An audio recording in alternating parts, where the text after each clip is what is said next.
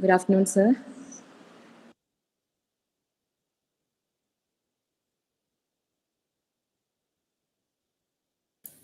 Madam, can you hear me? Yes, sir, you're audible. Oh, okay, thank you, thank you.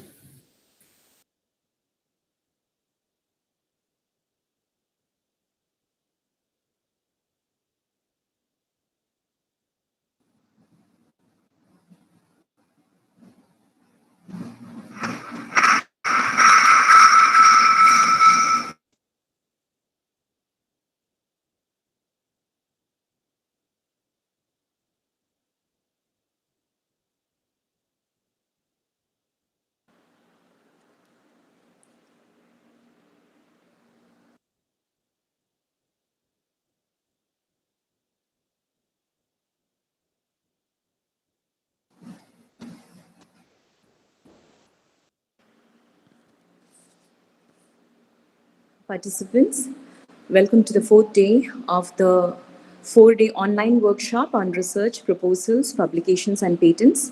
We'll be starting soon.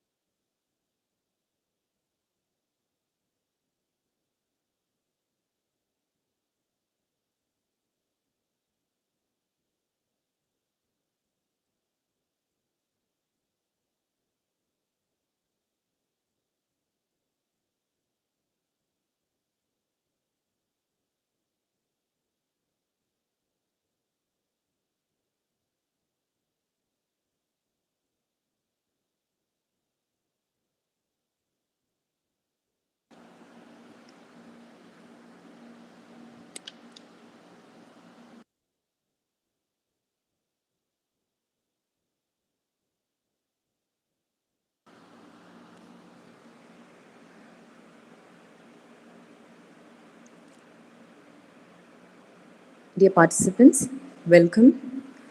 Welcome to the fourth day of the four-day online workshop on research, proposals, publications, and patents, organized by MES KVM College, Valanjeri, under the UGC Paramarsh scheme in association with Intellectual Property Rights Information Center, IPRICK, Division of Kerala State Council for Science, Technology and Environment. Welcome all. A few directions before we start. A gentle reminder again to kindly refrain from introducing yourself in the chat box, as it may distract the speaker. Post any questions, if any, in the chat box only towards the end of the session. And as always, please keep your mics muted and your cameras off. Let's begin today's session. May I now invite Ms. Sujitra, Head of the BCA Department, to deliver the welcome address. A very good afternoon to one and all, and welcome to the fourth day online workshop on publication ethics and plagiarism conducted by the IQSC of MES KVM College in association with IPR Cell under UGC Paramarsh scheme. First of all, I welcome Dr. C. Rajesh, Principal, MES KVM College. It's with utmost privilege and honor that I welcome Dr. Vinod VM, Head, Research and Digital Library, University of Calicut. On behalf of MES KVM College and all the participants, we welcome you, sir. I welcome our chair of the session, Dr. Santosh Babu PC, Head, PG and Research Department of Commerce, MES KVM College. I also welcome Dr. Najila TY, IQSC Coordinator, IPR Cell Convener Dr. Jisha VS, Joint Coordinators Professor Krishna Prabha and Professor Nisab. I extend my warm greetings and welcome to each and every participant who took their time out and present here. Once again, I welcome you all. Now, I invite Dr. Santosh Babu PC, Head, PG and Research Department of Commerce to chair the session. Sir, please. Okay, thank you. Respected dignitaries, our Honorable Principal Dr. C. Rajesh, resource person of the day, my beloved mentor, Dr. Vinod VM, participants from various colleges and institutions. A very good afternoon to one and all. Let me say, ethics in research is always connected with our values or personalities. Okay, the value or belief that we follow is actually one of the important determining factors of our research too, as well as our personal life. Anyway, the research should be conducted in an ethical manner, especially the ethics and also the plagiarism is always correlated. Okay, the correlation between the ethics as well as the plagiarism is always connected, and definitely the result of research work is always connected with the ethics that we follow in the conduct of our research.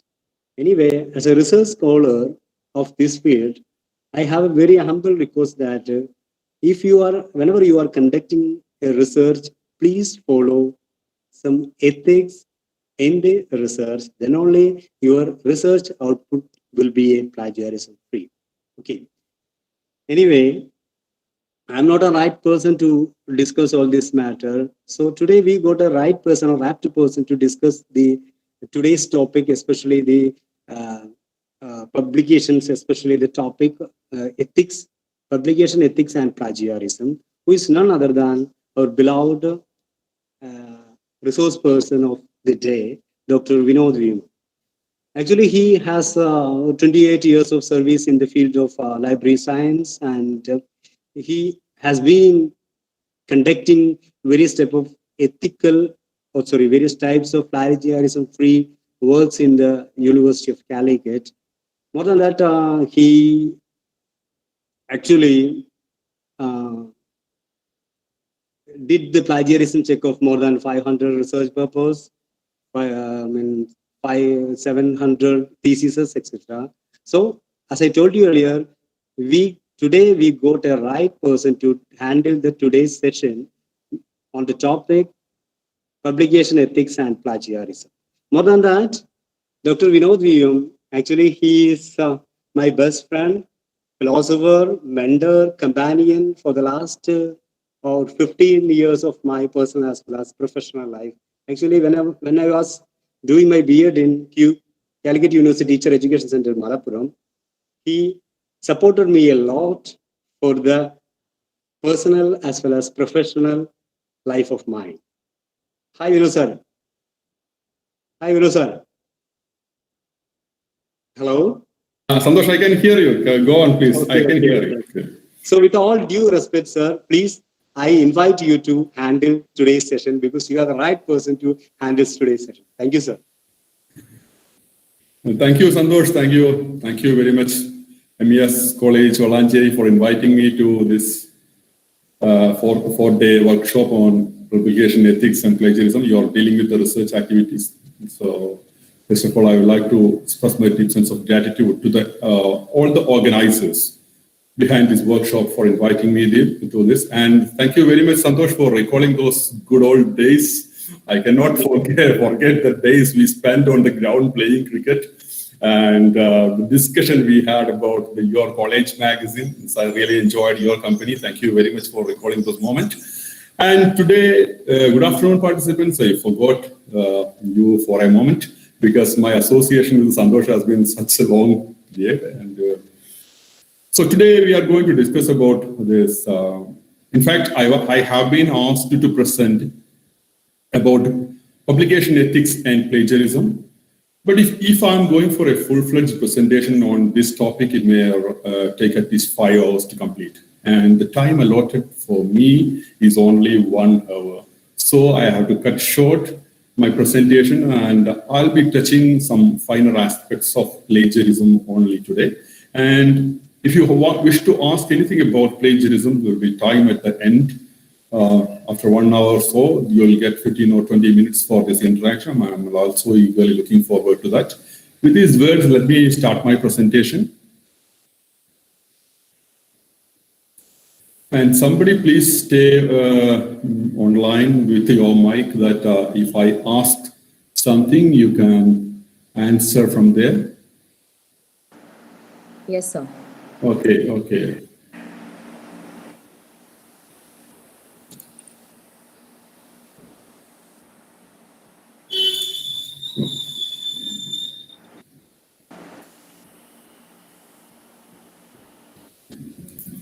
Can you see my presentation? Hello? Yes, sir. It's coming now. Yeah. Okay, Yes, okay, yes, okay, okay.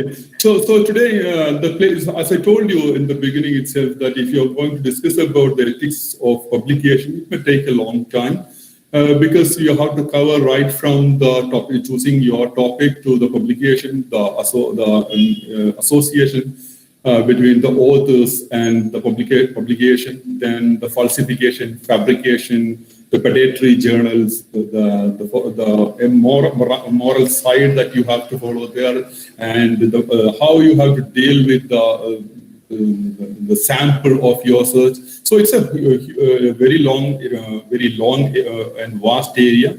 So instead of going to all these things, I wish to concentrate on some aspects of plagiarism. So I will start this presentation.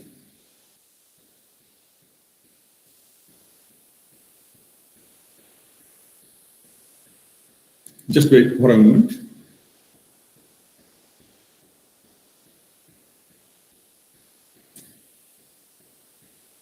Okay, so most of you might have heard about the plagiarism. Now, almost all the universities in Kerala has made it mandatory for their research theses that you have to go through a plagiarism check, and then only you will be permitted to submit your thesis. Okay, so let's see what the meaning of plagiarism. Actually, the word has come from the Latin word plagium, and it means kidnapping. And you can see the meaning of the term act of fraud involves stealing someone's work and later lying about it. So that's a simple way you can put the meaning of plagiarism. Now let us see the definition of the plagiarism. This definition was given by Merriam-Webster Online Dictionary. And you can go through the definition by yourself. And if you go through, then you can see there are three things associated with the plagiarism. Or in other words, if you want to accuse somebody of committing plagiarism, then you have to identify three things in his or her work. The first thing is that that particular person is lifting some ideas or words from some other's work, lifting of ideas. Then second thing is that they are using those ideas or words in their own work. And the third thing is that they are not giving proper acknowledgement to the person who originally created those ideas or words. If you can find these three things in anybody's work, then you can accuse those persons for committing the act of plagiarism. So that is a simple way you can put the plagiarism. So lifting ideas or words from others' work, using it in your work as your own, and later not giving proper acknowledgement to the persons who originally created those ideas or words. So if you can identify these things, then you can accuse somebody of committing plagiarism. Now let us see what are the different types of plagiarism you can see in the research works. The first thing is called the clone type of plagiarism. And most of you may be knowing the meaning of clone. Clone simply means the exact replica, or in other words, you can say it's a duplicate, or in other words, you can say it's a carbon copy of the original. So in this type of plagiarism, what a scholar may do is that he may identify a research thesis or a research paper, and he will copy the entire content and he will present it as his own. That means he is not making any changes in the content of that particular work. If it is a thesis, he may make some changes only in the title page. That means the name of the researcher, the name of the research guide, then the year of submission, and maybe the department in which the thesis is submitted. So that means he is not making any change in the content. And if you are doing so, it will come under the category, the clone type of plagiarism. Now here you can see a typical example of that. So this is the original work, a natural setting. And the scholar has copied the entire thing here. That is why you can see that each and every word in this text is highlighted. So this is the original one, and this is the plagiarized one. And look, he has not made even a single change in the entire text. So if someone is doing like this, it will be categorized as clone type of plagiarism. Now let us see the second type of plagiarism, which is called the Control-C type of plagiarism. So what is the difference between clone and Control-C type of plagiarism? And most of you know that the significance of the Control-C. We use the Control-C to copy a text from an electronic document. So you will selectively copy whichever portion you want, you will copy that and you will present it as your own.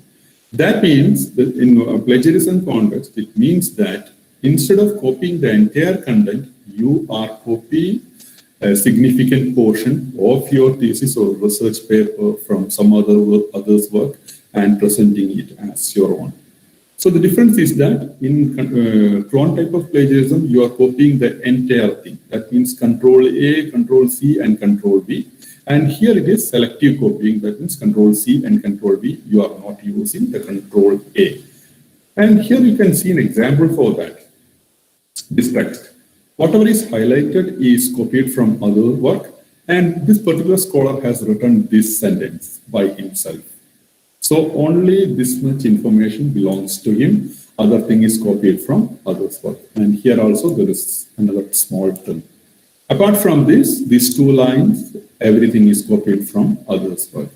So if you're doing so, it will be categorized as the Control-C type of plagiarism. Copying significant portion from others' work and presenting it as your own. And the third one is called the find and replace type of plagiarism. Most of you are maybe knowing this shortcut key called Control-H. If you press Control-H, then you will get a window for finding a particular word and another window for replacing that particular word. For example, if you come across a research article, say that impact of monetization on hotel industry in Calicut district, then you collect a soft copy of that particular article, then you press Control-H, though in the place where finding the document you are giving Calicut, and in the place where the term has to be replaced, there you are giving the term Malappuram. So wherever Calicut may appear in the original text, then the Malappuram will appear in your text. And here what they are doing actually is that they may identify the key terms in a publication, and those key terms will be substituted with the synonymous terms. And if you're doing so, such type of plagiarism is called the find and replace type of plagiarism. And here you can see a typical example for that. And this is the original text, and this is the text submitted by a student. And here you can see that the term non-indigenous, here it is the original text. And the scholar has changed it to non-native. And here you can see another term, mid-19th century. This 19th century is written in words, but here it is written in figure. And likewise, if you go through this text, then you can see that he has selected some key terms in this particular article for this document, and he has replaced with the synonymous terms. And if you're doing so, it will come under the find and replace type of plagiarism. Another type of plagiarism is called the remix type of plagiarism. Have a closer look at the dress of this particular lady. And you can see that it is not made of a single cloth, but instead it is made of pieces of different clothes. And this tailor, or the tailor has stitched it in a logical manner so that it appears as a single cloth. Now you read this particular statement, paraphrased from multiple sources made to fit together. It simply means that if you are committing this type of plagiarism, then you may copy one sentence or one paragraph from one source, next from another source, another from another source, and then he will logically arrange all these paragraphs or sentences in a meaningful way. Actually, it's a compilation work rather than his own contribution. If you are doing so, it will come under the remix type of plagiarism. And here you can see an example for that. Here you may see the text highlighted in different colors. The different colors indicates different sources. So this is from one source, this is from another source, this is from another, this is from another, and this is from another.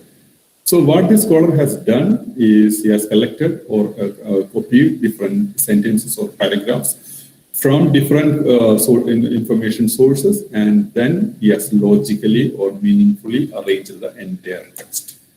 So that is called this remix type of plagiarism. And another type of plagiarism is called self-plagiarism. From my experience, I would like to say that this is the most repeated type of plagiarism that we see in the university. Because many think that if you are writing a research paper, you have every right to copy from your earlier publication, and you can use that information in your subsequent publication. If you are doing so, it will amount to self-plagiarism or recycle type of plagiarism. That means copying from your own earlier publications and using those information in your present thesis or research paper without giving proper citation. And here you can see a typical example for that. Here, this particular comic is published by Kanga Publishers, and here you can see the publisher is same. Here, this month is September, and the volume number is 33. And here you can see, have a closer look. It is the number is 91, it's the July issue. And see what the changes they have made. Here, this is Tarzan, and he has a dagger in his hand.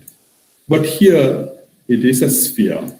And here, the animal is a crocodile, but in the later publication, they have changed into a rhinoceros. And they have made some changes in the dress of the Jain also.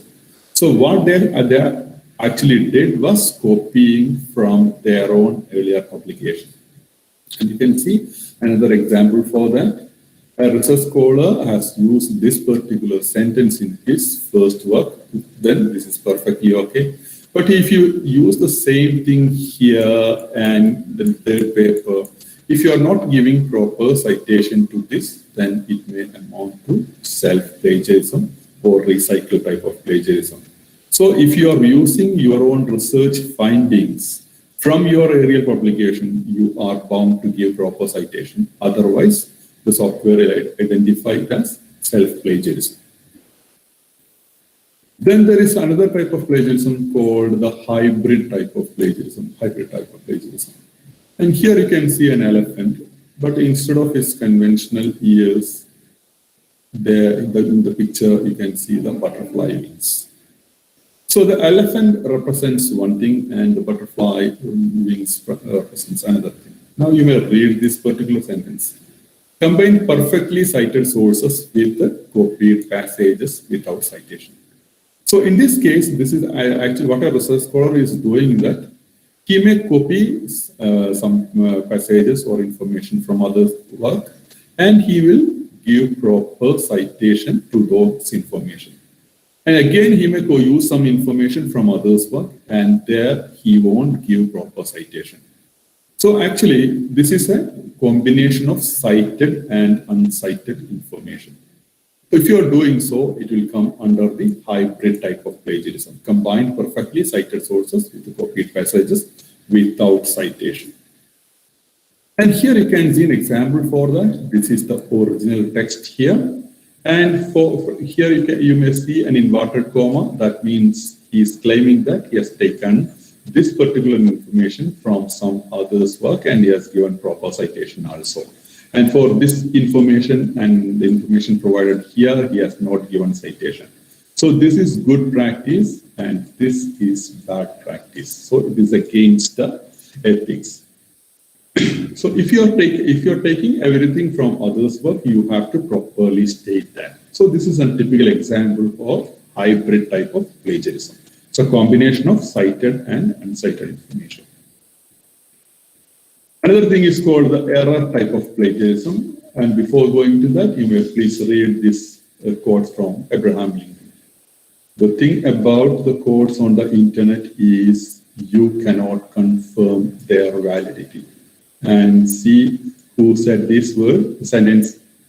It is Abraham Lincoln. Now you know that at the time of Abraham Lincoln, there was no internet, so there is no chance that Abraham Lincoln had made this statement. So it's a false quote.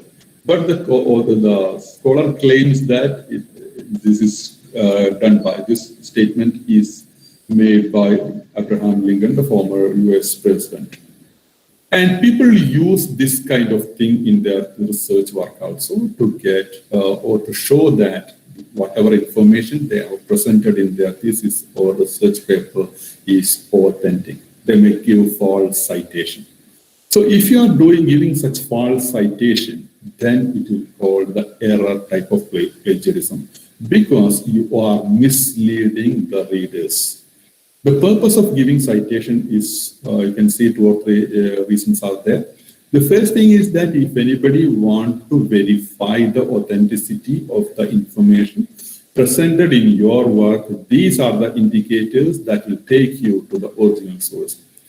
The second thing is that if you to make your paper look authentic and reliable, that is another thing. And finally, you are giving proper acknowledgement to the person who originally created that idea. So you are defeating these things if you are giving wrong citation. So this is a typical example for this error type of plagiarism. Here you can see the original text.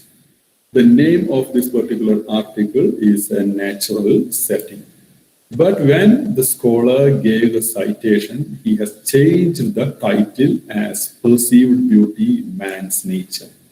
If anyone looks under the term or the sentence, Perceived Beauty or title, Perceived Beauty, Man's Nature, he will never find this article. So this is a deliberate attempt by the scholar to mislead the readers. And if you are doing so, it will categorize as error type of plagiarism, giving wrong citations. Now there is another thing is called the aggregator type of plagiarism. I already told you that one of the reasons why people give citation is that they want their paper or thesis to look authentic. So how can you claim this authenticity if you have used the information from valid or reliable or reputed sources? Definitely your thesis or research paper may look authentic. And for that, you may quote the experts in those particular fields extensively. For example, if you're writing an article on marketing, you are most likely to quote Philip Kotler because he's considered as an authority in the area of marketing. Then you may quote extensively from Philip, or you may give citation to Philip Kotler, but actually your work will contain nothing from Philip Kotler. So just to make your article or thesis look authentic, you are giving citation to some reputed individuals. If you are doing so, it will be categorized as this aggregator type of plagiarism. Includes proper citation to sources, but the paper contains almost no original work. And here you can see an example for that. This is the original one, and they have given, this is the title, and the scholar has given proper reference to this. But if you compare this text to this text, then you will see that whatever the information or the information available here has nothing to do with the information available in this particular area. But information presented in here is totally different from the information in the original text. If you commit this type of thing, it will come under the aggregator type of plagiarism. Now there is another type of plagiarism called the style type of plagiarism. Here you can see a lady is doing some yoga type of exercise, and her child is simply imitating her. Now, how this is associated with the plagiarism? If you are purposefully copying the style of an individual, and then you are bound to give proper citation. For example, if you are copying the style of Kunjungi Master or Vaikam Mohammed Bashir, or say, for example, VKN, and you're using that style for writing in your article, or in writing a novel or a short story or a poem like Kunjungi Master, then you have to give a citation or an acknowledgement that I have followed the style of this particular individual. And if you don't do, then it will come under the style type of plagiarism. But unfortunately, the software cannot identify the style type of plagiarism. Then there is another categorization is called the intentional type of plagiarism. Intentional type of, here you can see if you are a football referee and if something happens like this before you, you will give a red card. And it will be treated as an intentional foul. And how can you identify, or how can you say that this is an intentional foul? Because the ball is here and this particular person is kicking here. So the intention may be to hurt this player. So if you know what is plagiarism and still you commit plagiarism, then it will be categorized as intentional type of plagiarism. And there is another type of plagiarism called the just opposite is called unintentional type of plagiarism. The scholars or people who commit plagiarism don't know what is plagiarism, what are the consequences. But unfortunately, they commit plagiarism, then it will be categorized as unintentional type of plagiarism.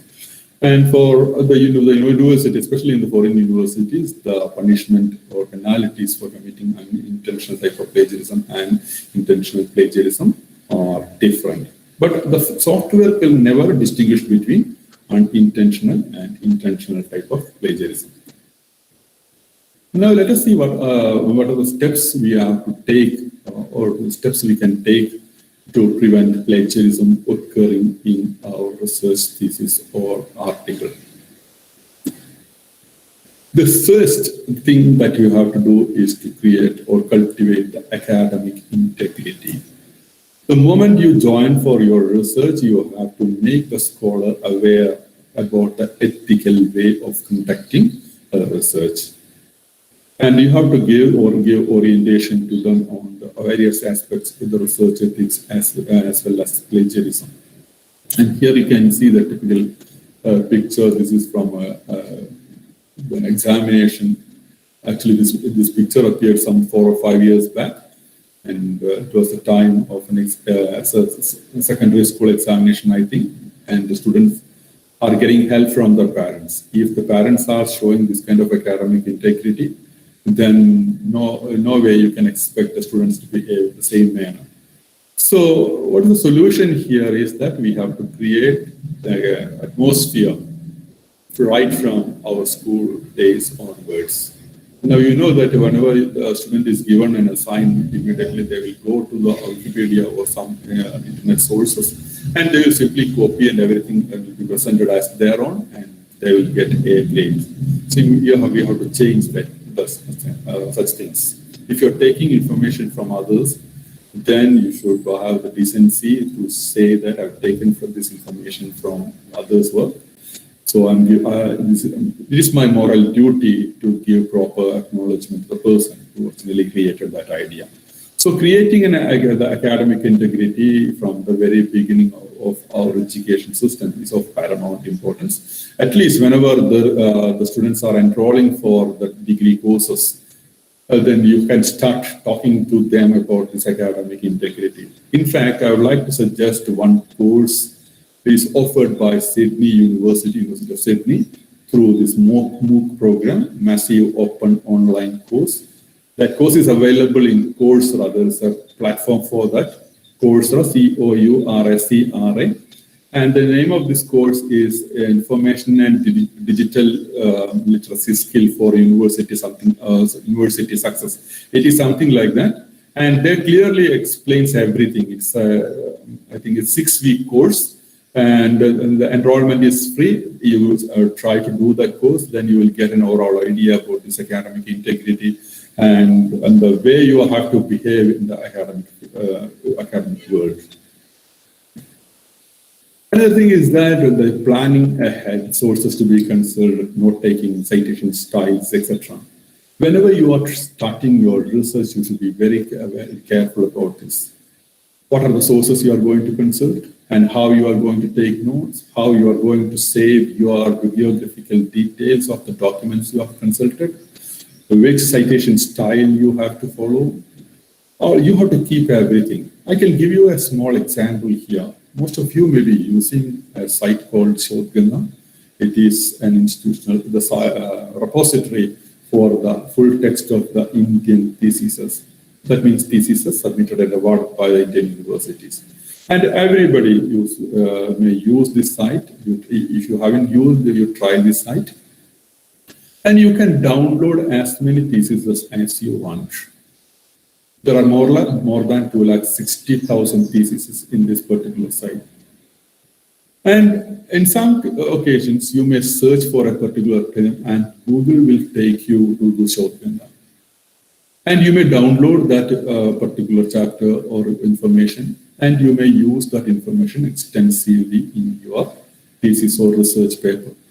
And in our area, generally from our experience, we can say that most of the individuals or research scholars thinks about giving citation only at the end of their thesis.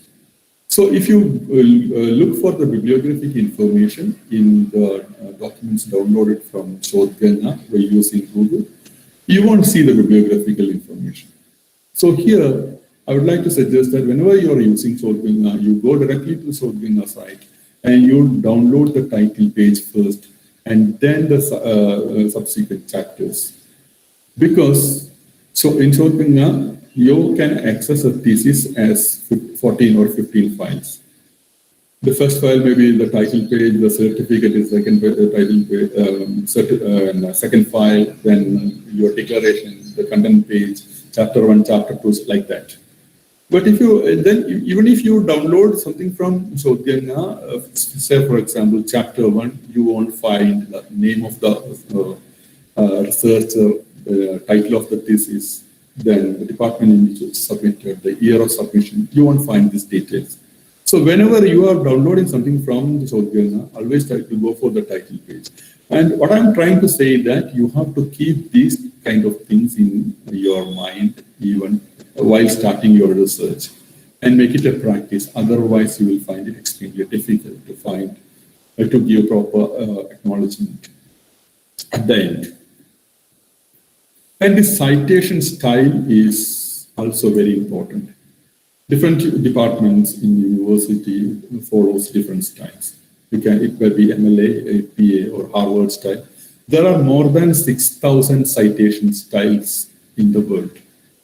So you have to be very careful, or you have to, in the very beginning itself, that which is the citation style followed by your department. And try to read the citation manual. Nowadays, there are plenty of online citation tools. If you are using the software like Mendeley or EndNote or Zotero, there is a provision to automatically create the citations, both in-text citation and the bibliography or references that you make at the end. So from the very beginning itself, you try to use this kind of reference management software, and you store everything you are using for your research in this reference management software. Then your citation, it will be a bit more easy to manage your citations. Another thing is that you have to identify or classify the common knowledge. Here you can see a picture of maybe sunrise, and here you can see a simple chemical equation. And here you can see our national anthem. And if you're asked to find the similarity between among these three, then it is very simple that it is known to everybody, or it is common knowledge. So if you're using the common knowledge in your thesis or research paper, there is no need to give citation.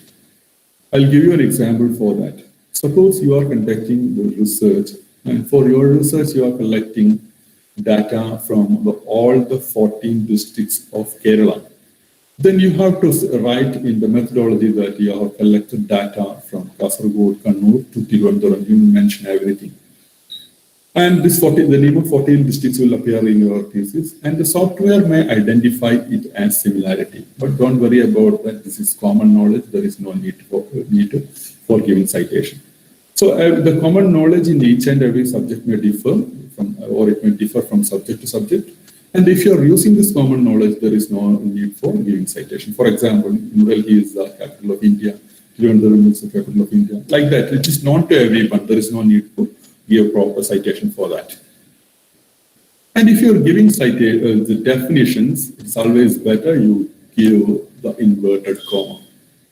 And if it is a long definition that we have seen people giving or intending those particular definitions. So you can give it either way, either putting the inverted comma or giving intents or putting the information in intent.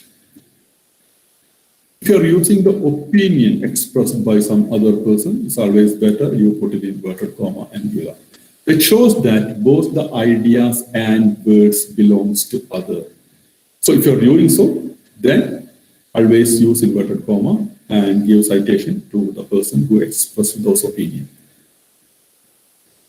And the ideas, if you're using the ideas generated, the special ideas generated by the persons, then also you are bound to give citation for that. Otherwise, it will come under the category ideas type of plagiarism. And if you're using the artworks, image, graph, statistics, music, etc. in your thesis or research paper, then also you are supposed to give citation. Otherwise, it will amount to plagiarism. So whenever you are using these kind of things in your thesis, always give citation. Then you have to use quotation marks judiciously. So people often ask how much quotation we can use in a thesis. There are no hard and fast rules about the number of quotations you can use in a thesis or research paper. But the general guideline is that the less, the better. Because your thesis or research paper is your own expression about a particular topic. It has to be yours. And if you're using so much of the quotations, then it belongs to someone else. So use quotation mark judiciously. And another controversial thing is this paraphrasing. Many people believe that if you identify some 2 or 3 key terms in a particular paragraph or information, and then you change that paragraph or that particular key terms with the synonymous, and you are presenting it, it is paraphrasing. It is not. You have to completely change the structure of that sentence. Then only it becomes a properly paraphrased information. And here you can see a typical example for that. This parrot is saying yes, and this parrot has rightly paraphrased it as he agreed. And if you compare this yes and he agreed, there is no resemblance. So it's totally different. You have to paraphrase like this. Otherwise, the software will identify this. And seek expert help. If you're not confident about your abilities, then there is nothing wrong in seeking the expert help. If you have some problem with your language, you can consult a person who is well versed in the written communication. There's nothing wrong in that. And you can give acknowledgement to that person also. So it is always better to write, or the language of the thesis or research paper is paramount importance. And they're using your language as one criterion they are using this language criterion to distinguish between a scholarly article and a general article. So people are very particular about the language you are using. And people often ask that can we use the plagiarism checking software that's available online. From my experience, I would like to say that it's always better you use authentic software like Urkund, Authenticator, or Turnitin. Because remember that when you are submitting a document for plagiarism check, it is pre-published document. You never know for what purpose they will use this information. So it is always better you use the authentic software like Urkund or Turnitin or Authenticator. And if there is provision now, if you want Urkund software, if you're from college affiliated to Calicut University, you can apply through your principal. An account will be created in the name of your institution, and with that, you can check the documents in your institution. So instead of going for this open software, it means, the software is available online. It is better you use the authentic software. And refine till perfection. Nobody will be able to write a good thesis or research paper at the first go. You have to write again and again. You have to write and you have to refine your thesis. As I told you, the language is so important. It contributes a lot to your thesis. So you have to refine that. And finally, when you're satisfied, when your guide is satisfied, then you can submit that. But it will take some time to refine your thesis or research paper. And people often ask me, is there any method with which you, any shortcut with which you can address the issue of plagiarism? And from my experience, I told you that I have done so much. I've been doing this plagiarism check for the last 5 years. So from my experience, I would like to say that this is one area our researchers lack most. And you may be knowing that there are some skills associated with research, that identifying the ability to identify a research problem, ability to locate the literature relating to your work, ability to form the proper methodology, data collection tool, then ability for analyzing the data you have collected and interpreting the data. And finally, you have to communicate your research finding with the external world. And we are very good in the earlier steps, but when it comes to the communication, there we are facing the problem. So how can you improve your communication? There are no shortcuts. I consulted this with many persons who come for plagiarism check, especially from the literature department, English language and literature. And they also say that there is no other way, but if you're really interested to grow your language, you have to do all these things. Listen as much as possible, speak as much as possible, read as much as possible, and write as much as possible. So one thing I would like to suggest that whenever you are going to start a research, make a conscious effort to improve your language. How can you do that? Learn at least 2 or 3 new words. Then you write some paragraph or a page about your research that you have done on a particular day using these 2 or 3 new words. And you do like that for your entire research period. By the time you are supposed to write your thesis, you will be well versed in the language. And speak as much as possible, listen as much as possible, read as much as possible, and write as much as possible. And there are no other shortcut methods to improve your language. And now the UGC has taken this research ethics very seriously. And in the year 2007, they came up with a draft which is called the Promotion of Academic Integrity and Prevention of Plagiarism in Higher Education Institution Regulation. This draft was published, or they made it available to the public in 2017, and based on the recommendation of the academic community, they came up with a regulation in the year 2018.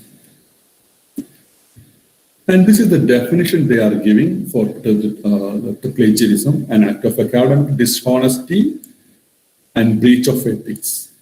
It involves using someone else's work as own. It also includes data plagiarism and self-plagiarism.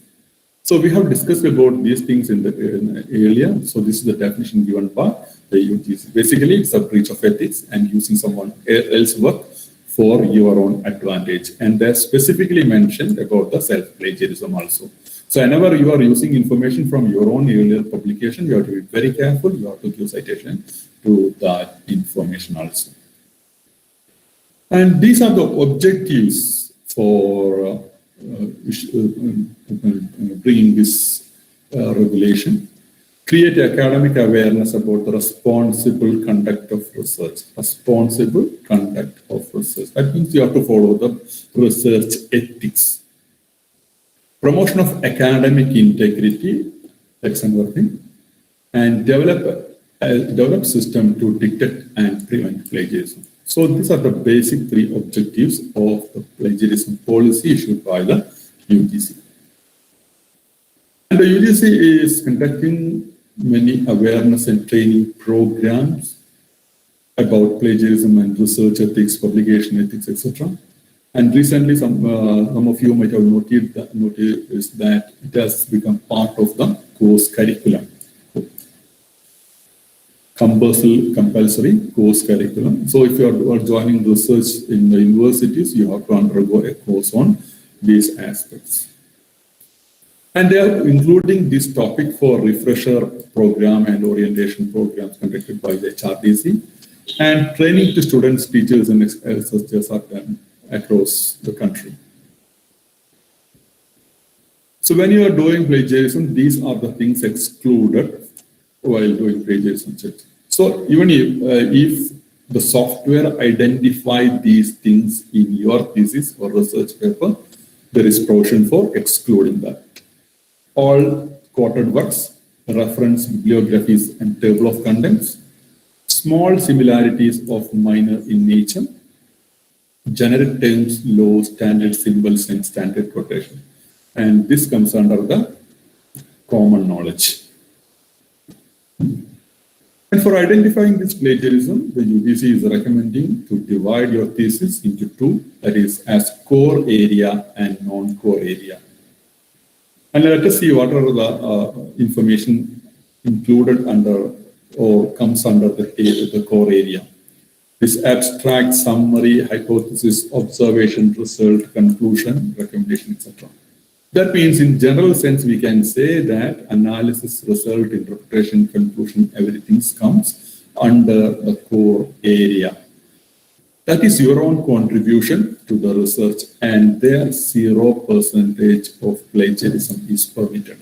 So it has to be absolutely yours. And as I told you that they are dividing into two, core area and non-core area. So non-core area generally consists of introduction, review, and methodology. And if the software finds similarity up to 10% in this non-core area, it is excluded. You can submit that. And then they are categorizing the similarity into three levels. 10 to 40% is considered as level 1 offense, 40 to 60% level 2, and above 60% level 3 offense. And there are penalties for that also. These are the penalties for the students or research scholars. Up to 10%, no issue.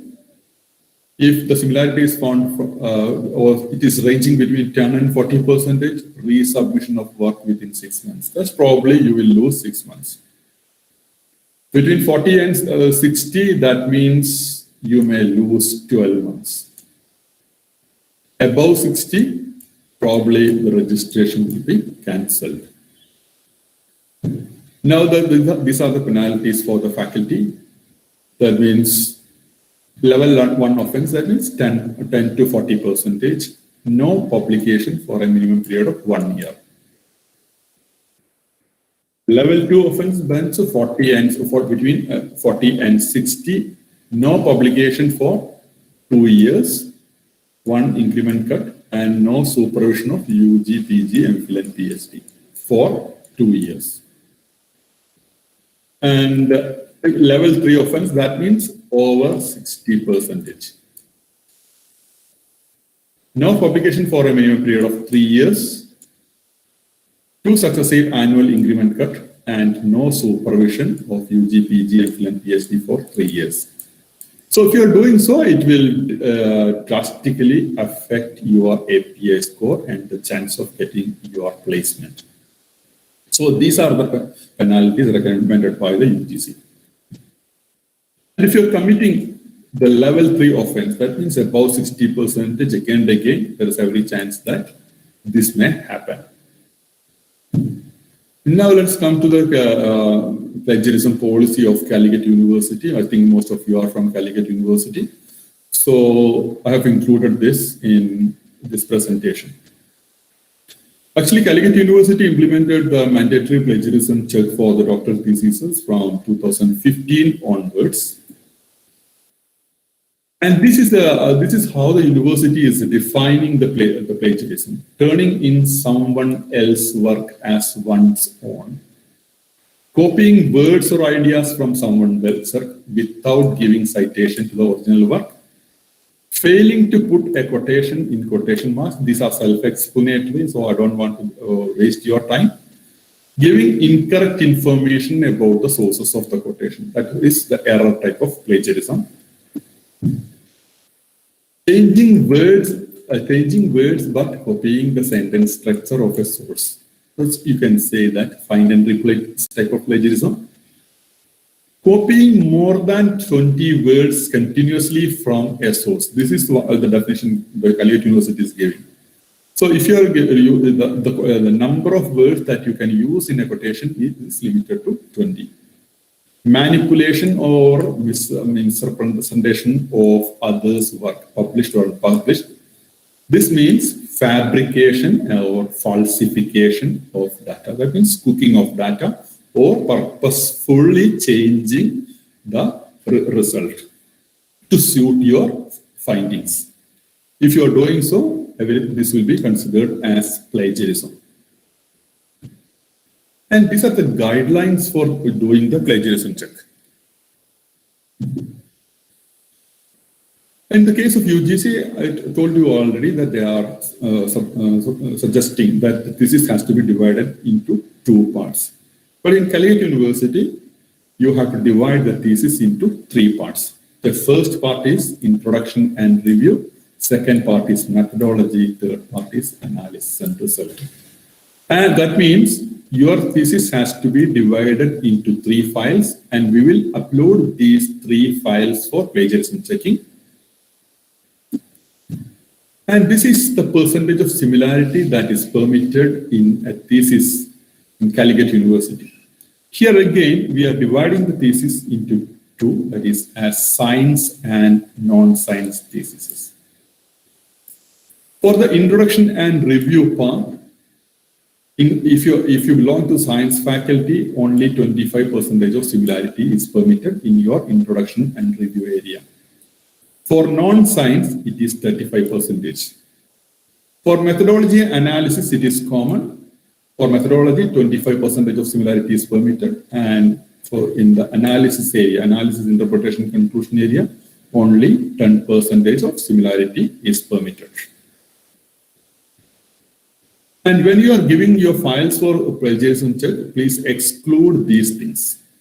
Auxiliary pages like declaration, table of contents, certificates, etc., acknowledgement, these are the auxiliary pages.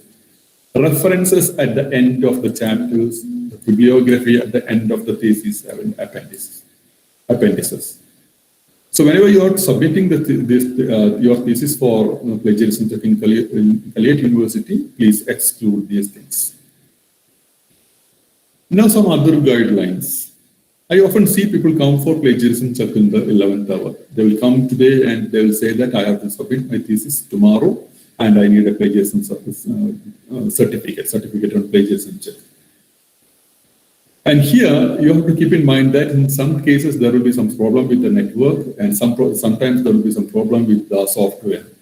So it is always better you submit a thesis for plagiarism check at least 10 days before your submission. So you will get adequate time for making corrections, etc.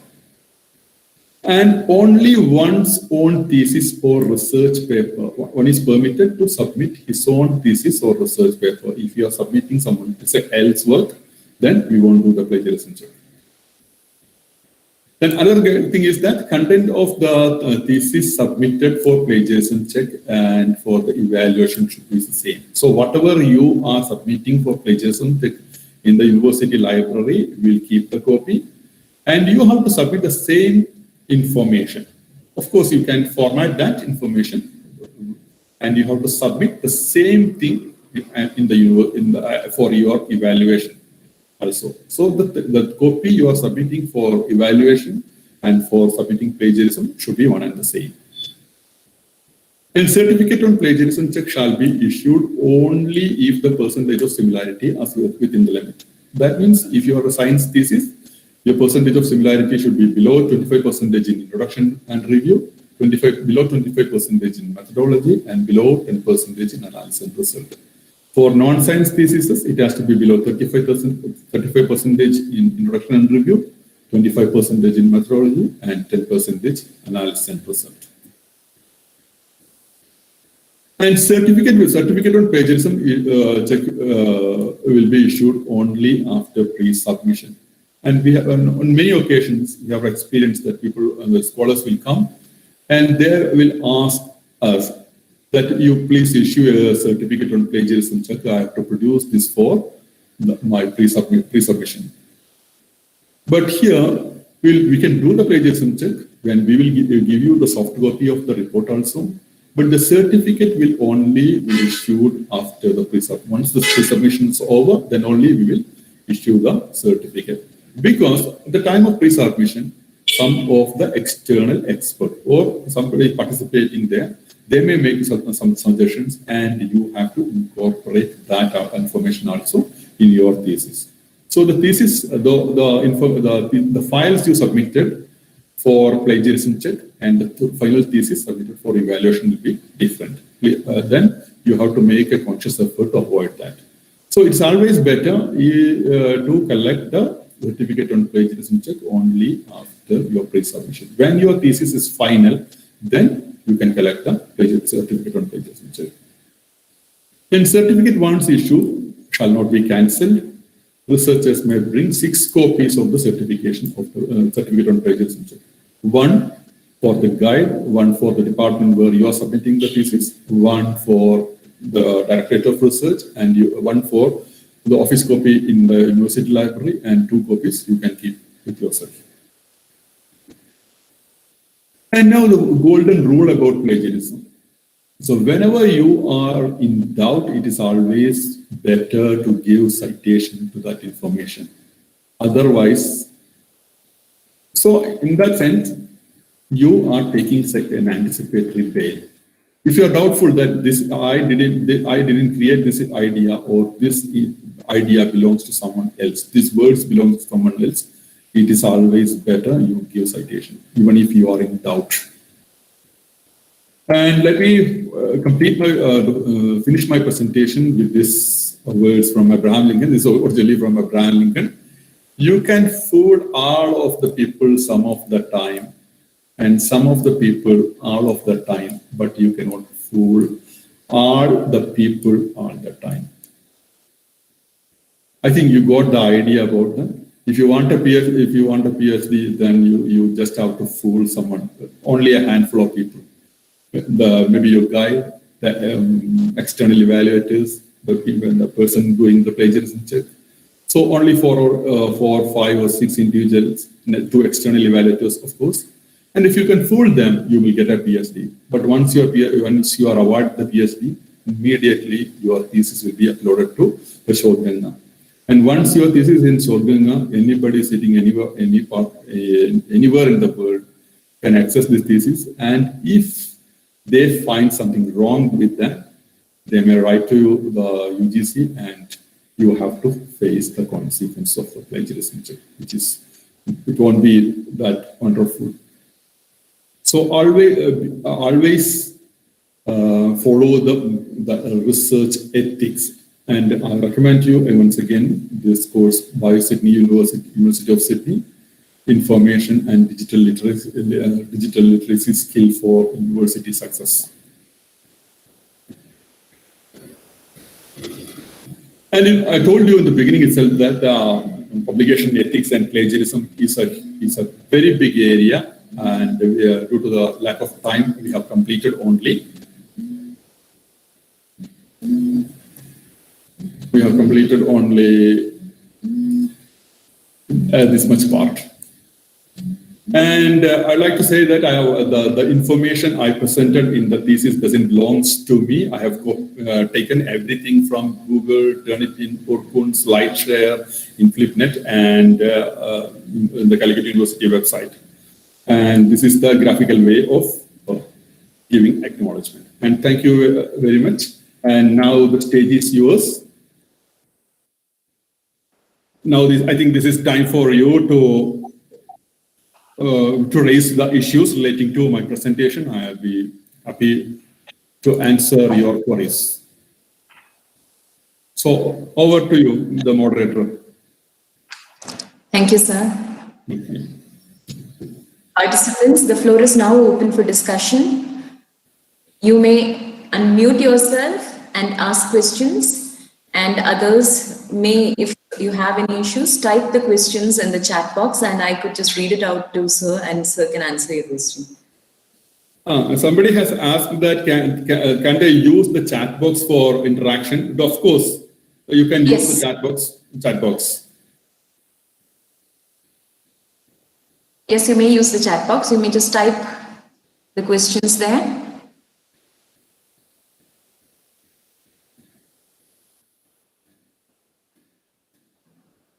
Sir, the questions are just coming. I suppose people may be typing. Okay.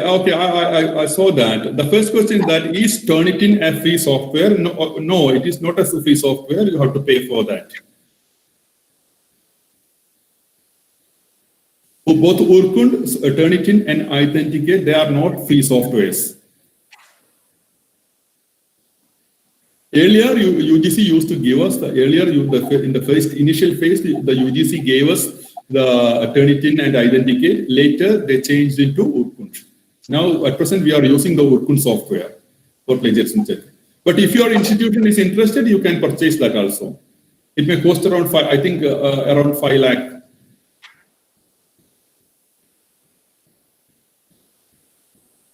Sir, in the meanwhile, may I just ask a question? Oh, definitely. Go on, please. I'm waiting for them.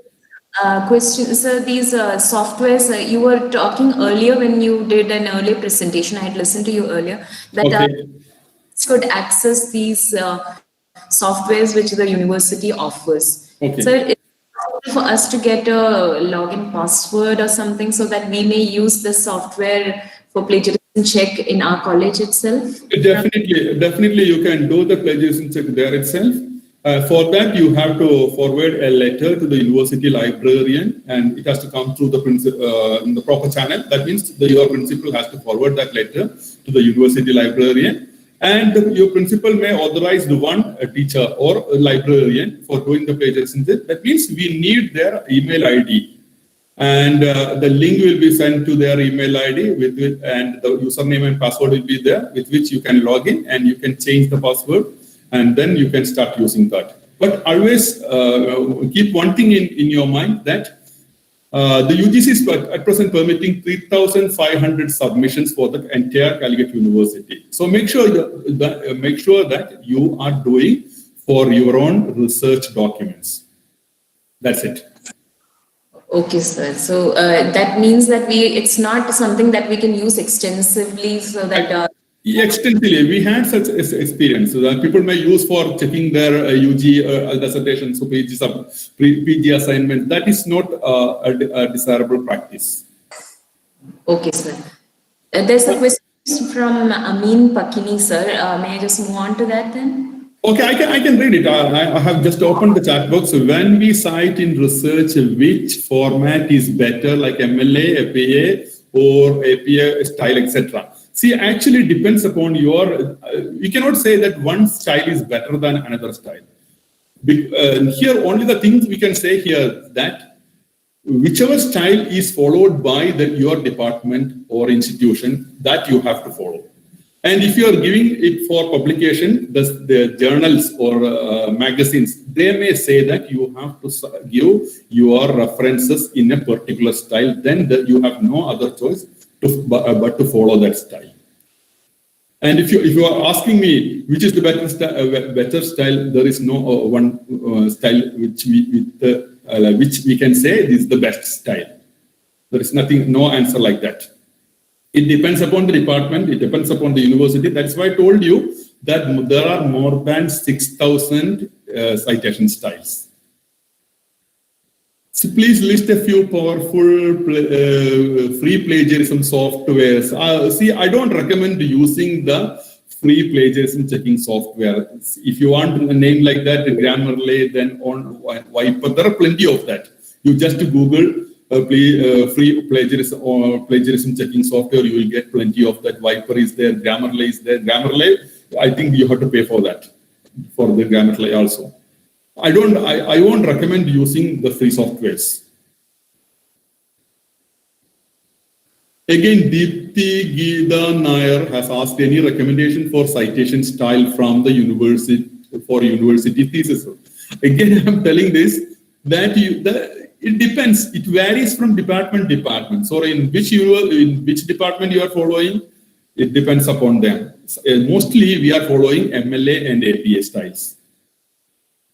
Another question is that NAFI CX, sir, as you told, UGC regulation in maximum similarity 10%, but the university is calculated divided 3%. All grade similarity is more than, so it is, no, here the thing is that we haven't adopted the UGC regulation so far. We are still continuing with the plagiarism policy of the university. So at present, we are not following that. But in future, we may also adopt the UGC regulation. From then onwards, we will start doing the plagiarism check by dividing the thesis into 2 files. Another question is Jasmine K. For article publication in high index journal, it takes nearly 1 year to publish after acceptance. So the time taken away the relevance. So WL, I didn't get what she meant by that. Hello, sir. Okay. So, am I audible? Yes, I can hear you. Go on, okay, please. Sir. If you want to publish some article in any high-in-text journal like Scopus in Text, etc., it will take around 1 year or 8 months. Yes. When I searched, it will take around 8 or 1 year. If I am doing a topic related to the current scenario, like related to COVID something, and if the acceptance and the publications go after 1 year, whether the relevance of the topic will go on away, that's my question, sir. Yes, definitely. Whenever you are evaluating a particular article from a research point of view, you have to use this criteria. There are some criteria that are there. First, you have to look for the reputation of the author, then the reputation of the publisher, then the currency. That is important, in which year it was published. But the issue raised by you has to be addressed by the concerned publisher. Okay. Definitely, if they're taking that much time for publishing, it may affect the relevancy. That's the only thing we can say. But we are helpless. We are helpless there. That may be their policy. Okay, can you hear me, Jasmine? Yes, sir. I'm clear. Thank you, sir. Okay. It depends their policy. We are helpless there. Nothing we can do. We can do nothing there. Okay. I have one more doubt, sir. Okay, sure. Definitely. Please. I am a PhD pursuing student. So I have to submit 2 or 3 articles related to my PhD thesis. So if I wrote something related to my PhD thesis and 1 or 2 articles published, that means the same topic, some wordings or some kind of introduction part and research, review of literature when it comes to my thesis, when it go for plagiarism, whether it affects. Yes, definitely. If it is available, especially if it is available, if your earlier publications, that means you said that you have published 3 papers, and these are available in the open domain, definitely the software will identify that. Then, if you are using your own information, then there is a provision. You have to give citation to your earlier publications. Because at the time of in the declaration, there is a mandatory page for the declaration. In declaration, we are saying that this particular thesis or the information has not been published elsewhere for the award of degree or some recognition. That kind of declaration we are giving at the beginning. So if you are using again that information again, that is a violation for that. But there is provision for that. In Calicut University, if your guide is saying that this has been published as mandated by the UGC, then we will exclude that part also. So you don't have to worry too much about that. Thank you, sir. Okay. Okay, sir. Thank you. So would you like me to read that for you? I can hear you properly. Can you use the chat box? So there's a question from Miss Pinky Shebin in the chat box, sir. Pinky Shevin, okay, I got it right now. Whether Calicut University Library Wing give permission to check research articles for publishing researches other than in Calicut University. Research articles definitely you can say, you can mail to me. I will do the plagiarism check and I will send the soft copies of the report to your mail ID. Provided you are giving, you have to give me the name, your article and your college ID or institutional ID. If you send along with your paper, then we will do the plagiarism check. But we will discourage doing plagiarism check of PhD theses that is supposed to be submitted in other universities. Suppose you are doing PhD in Bharatiyar University and you are coming for plagiarism check in Calicut University, we will discourage that. Because the reason is that, I will tell you the reason also.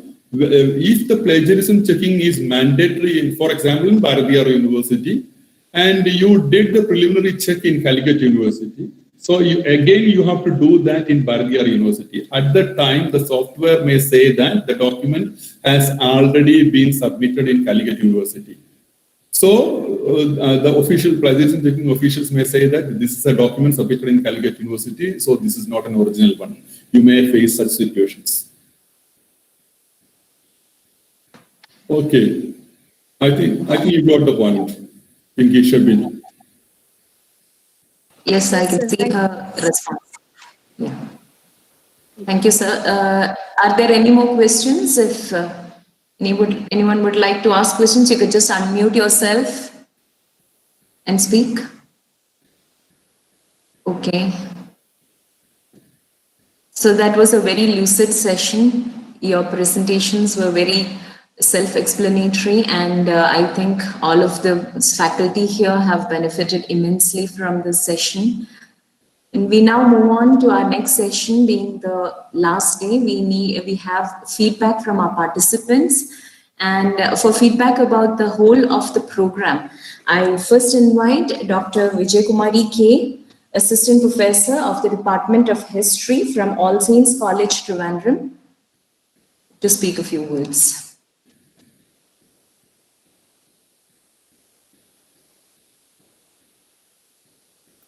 Nijila ma'am, there is a technical issue from her part. I think you can call the next person. Oh, okay. Thank you, Nisab sir. May I now invite Dr. Shibulal A.L., Associate Professor, St. Kitts Institute of Management of Kottayam, for the feedback. Yeah, good afternoon all, the distinguished principal of the college. Am I audible? Yes, sir. Please proceed. Okay. Beloved principal of MES College, Varanjeri, our today's guest of honor and guest of speaker, Dr. Vinod VM, all other distinguished participants. Actually, I'm so happy to give my feedback. I was invited to give the same. First of all, MES College has put a very good effort, a very valid effort to finish this project, this program, this webinar, or this online workshop in a very fruitful way. I'm so happy to see the studios are very keenly watching principal of MES College or along the full program. I was so excited to see such a dynamic principal to watch the entire program from day one till the end. I'm so happy to see this. Then a few eye-openers like me and as well as other faculty fraternity, that how a team can be done a workshop like this with more than 100 or 150 or 200 people in such a wonderful way. Actually, it's another great milestone put by the team. Then the way actually an online FTP or online workshop can be conducted, the way it was marvelous. Then coming to the entire program, day one actually Professor Dr. Sabu Thomas, EC MG University, he spoke about how to write research proposal, international funding, the funding methods, the funding agencies, etc. He spoke very well. and he's, as we know, actually is a pioneer in this nanotechnology and biotechnology.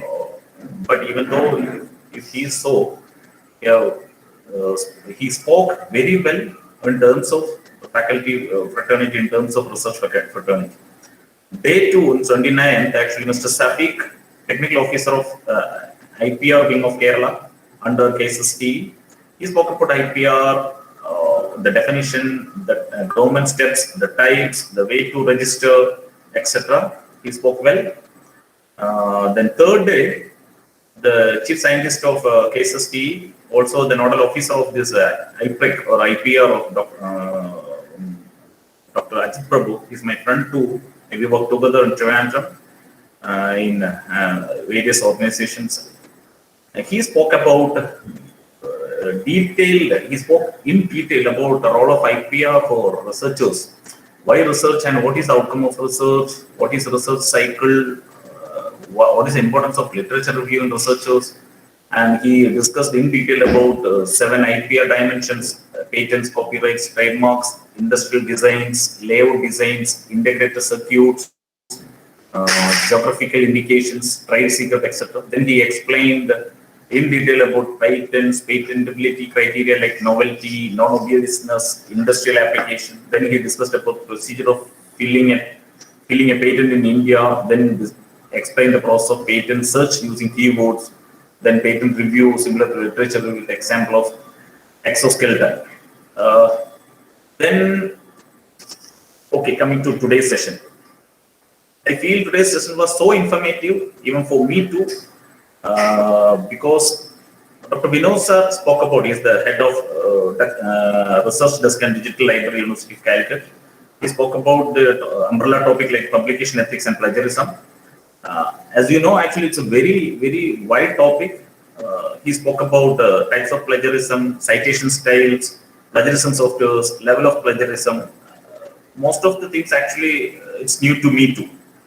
Then the slogan for researchers: listen, speak, read, write. I feel this one is the key slogan for us. Just keep this could be the takeaway from today's session, I feel. Then these are the day 4 days details about the program. Actually, all 4 faculty were, all 4 resource persons were extremely good, especially today's Dr. Vinod sir. And finally, as a nutshell, I would like to brief this one as a very structured online FDP, well prepared, well handled scheduling, intimations, calendaring, well-managed question and answer sessions, experience and well-known resource persons arrangement, number of participants also more than 100 on an average. Then protocols, actually they kept the protocols in a very perfect manner. I feel this could be an eye-opener and guiding light for the young faculty who are trying to do or conduct the online sessions or online FDPs or workshops. So I am so happy, and thanks for the team IQAC or IPR cell of MESK College to invite me to give the feedback. Thanks a lot.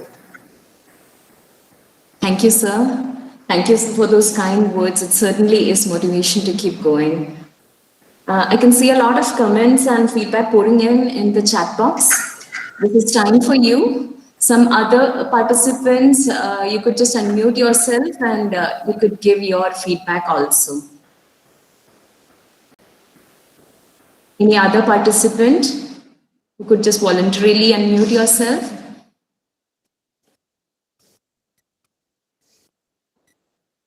You can see Yadi Sheffin in the chat box. There's also Mr. Harish Pukodan. This is time for you to speak. Would anyone of you like to come forward, Ms. Jasmine? Hello. Yes, sir. Yes, sir, you're audible. Yeah, I was a participant of the four programs arranged by MESK College. The 4 programs were very outstanding programs. Everyone was very, very useful in a common man life. I'm so very happy to as a participant in this program. So thank you, KVM College and all the resource persons. Thank you. Thank you, sir. Thank you. We have with Nitila us. ma'am, Dr. Vijay Kumari is not online. Okay, okay. Yeah, I will then invite Dr. Vijay Kumari. She's assistant professor from the Department of History of All Saints College, Trivandrum. Ma'am, over to you. Thank you, thank you. I'm very proud to be the part of this. I learned a lot. It was very useful, very wonderful from the first day onwards, from the class of Sabutama sir itself.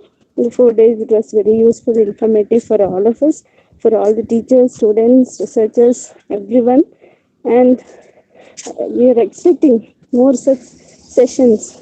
Anyway, best wishes and congratulations to the organizers, to the principal, to the IQC team, and all those who supported, all those who behind this endeavor. Congratulations, college. Thank you so much. Thank you, Dr. Vijay Kumari. Like I said that we would be planning more webinars, sessions of this sort, and in today's feedback, please do remember to give us some topics which you would like us to further do courses on. So to move on, before we move on to the concluding remarks by our principal, before that, I would just like to mention that this program is conducted under the UGC Paramush scheme. And we have Dr. Selvam as our accreditation ambassador. So Paramush is a scheme where colleges are given funds so that they can support nearby colleges to reach accreditation levels in their quality. So Dr. Selvam is also our accreditation ambassador. So because of certain technical issues, he won't be speaking today, just mentioned his presence. So I move on now to the concluding remarks. I invite our principal, Dr. C. Rajesh, the brain behind all these endeavors, to deliver the concluding remarks. Over to you, sir. Thank you, Najla. Respected Vinod sir and other participants. So with the session by Dr. Vinod, we come to an end of the 4-day faculty development program on research proposals, publications, and patents. And actually, as Dr. Najla told us, this FDP is being organized by the internal quality assurance cell and the IPR cell of our college. And it is as part of the Paramarch scheme of UGC. And we have collaborated with the IPR cell or the IPR division of Kerala State Council for Science, Technology and Environment, KCST. And first of all, I would like to thank KCST for associating with us under this Paramarch scheme for organizing this FDP. I am particularly thankful to Mr. Safiq and Dr. Ajit Prabhu.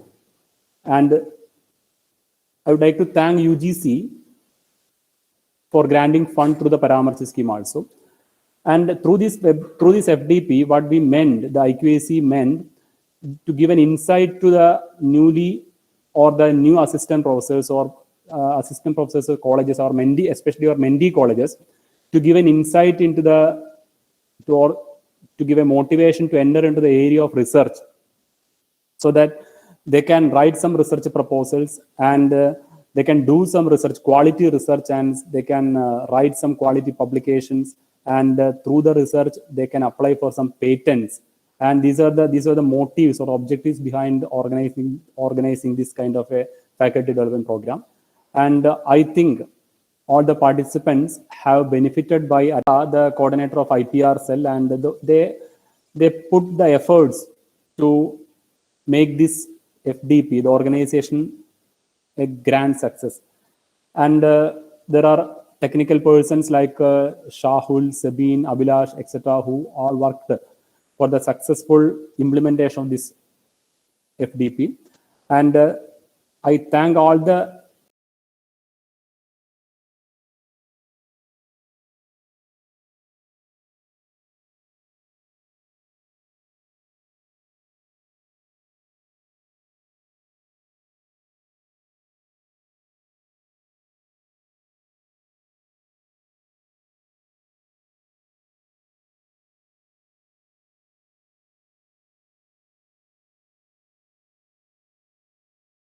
Okay, thank now it is over. Yeah, thank you for your kind words, sir. For a formal note of thanks, I invite Professor Nisab, Joint Coordinator of IQAC. Over to you, sir. Thank you, Nitila ma'am, respected principal and other participants. A very good evening to you all. The team KVM is very happy to host such a wonderful program, a 4-day only workshop on research, proposals, publication, and patent. We were very lucky to have eminent personalities throughout the 4 days as our resource persons. We are very thankful to Professor Sabu Thomas, Vice Chancellor, MG University, Kottayam, who inaugurated the program and handled the first technical session on how to write a good research proposal. And we are very thankful to Mr. Shafiq S, Technical Officer, IPR at KSST, and Dr. Ajit Prabhu, he also from the KSST. And today, our respected Dr. Vinod VM, Head Research Desk and Digital Library, University of Calicut, for their wonderful presentation. And we are very thankful to all the participants from inside and outside the state, including faculties and research fellows. And the team KVM is very thankful to the IQAC team. I express my sincere gratitude to Nejla TY, the IQAC coordinator of the college, Krishna Prabha, the joint coordinator, and the Jisha VS. And we are very thankful to the technical wing of MES KVM team, Mr. Abhilash, Shahul, and Shibin. And we are very thankful to all the principals of our mentee colleges. And once again, I express our sincere gratitude to all the participants of the program, and have a nice day. Jai Hind. Thank you, sir. Thank you all for your time. We come to the end of the faculty development program, this online workshop today. Hope this workshop has spurred your imagination. And before we go, please allow 5 or 6 days for the receipt of your certificates. We will communicate further through WhatsApp till you receive the same. We'll be there to support you. Your feedback link also will be coming on soon. It's there. You can try, because everybody is trying at the same time. There may be some issues, but you will certainly be able to submit it. So thank you all for joining, and see you again in the future academic endeavors. Let us engage more to develop ourselves academically. So please do let us know your requirements. Thank you again. Goodbye. See you soon.